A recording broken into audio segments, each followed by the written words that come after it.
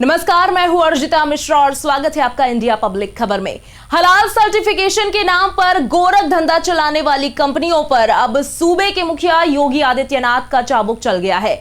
योगी सरकार ने यूपी में हलाल सर्टिफाइड प्रोडक्ट्स पर बैन लगा दिया है। क्या है हलाल सर्टिफिकेट, क्यों है इसकी इतनी चर्चा, हलाल सर्टिफिकेट के नाम पर क्या वाकई चल रहा है गोरख धंधा? इन सवालों के जवाब जानने के लिए देखिए ये पूरी रिपोर्ट।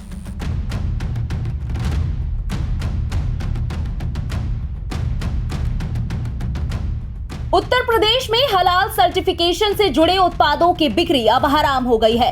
कुछ कंपनियों पर आरोप है कि वो हलाल सर्टिफिकेशन के नाम पर गोरख धंधा चला रही हैं। ये कंपनियां डेयरी, कपड़ा, फूड प्रोडक्ट्स और साबुन जैसी रोजमर्रा के इस्तेमाल वाली चीजों को सर्टिफाई करने के नाम पर मोटी कमाई कर रही हैं। अब इस मामले का सीएम योगी ने संज्ञान लिया है। यही वजह है कि यूपी में हलाल सर्टिफाइड प्रोडक्ट्स को अब बैन कर दिया गया है।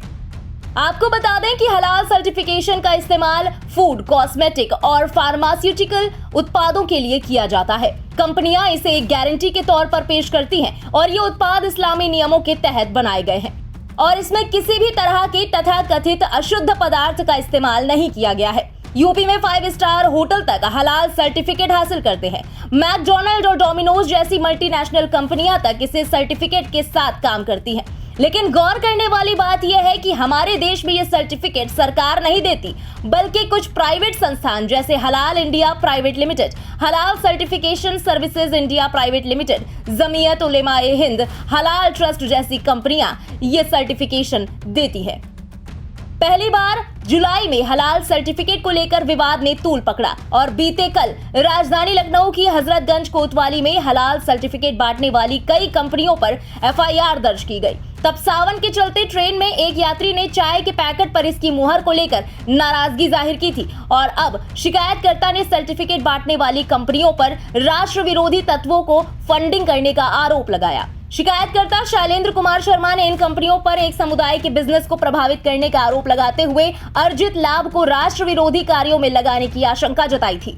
हलाल सर्टिफिकेट जो 4 कंपनियां हैं, चेन्नई, मुंबई और दिल्ली की, वो सर्टिफिकेट जारी करती हैं और जब हमने सब चीज़ को चेक किया कि उनको भारत सरकार से किसी प्रकार की कोई मान्यता या किसी भी सरकार से मान्यता ऐसा कुछ अभी तक देखने में नहीं मिला है।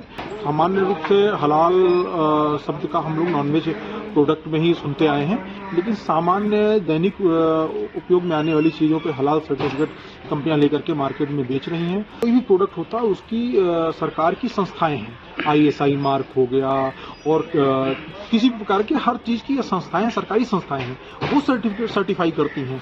लेकिन यहाँ एक धर्म के कानून को आड़े लेकर के इस्लामिक बोर्ड ऑफ इंडिया जो कहता है उसके आधार पर हलाल सर्टिफिकेट आप जारी करने लगे, ये कहीं ना कहीं देश हित में नहीं है। शिकायत और एफआईआर के बाद जब हंगामा बढ़ा तो बीती देर शाम खाद्य सुरक्षा और औषधि प्रशासन ने यूपी में हलाल सर्टिफाइड प्रोडक्ट्स पर एक लेटर जारी करते हुए बैन लगा दिया। ब्यूरो रिपोर्ट, इंडिया पब्लिक खबर। फिलहाल इस स्पेशल रिपोर्ट में बस इतना ही। इस पूरी खबर के बारे में आपका क्या कहना है, कमेंट में अपनी राय जरूर बताएं। देश और दुनिया की बाकी खबरों के लिए बने रहें इंडिया पब्लिक खबर के साथ। हमारे YouTube चैनल को सब्सक्राइब करें और बेल आइकन दबाना बिल्कुल ना भूलें।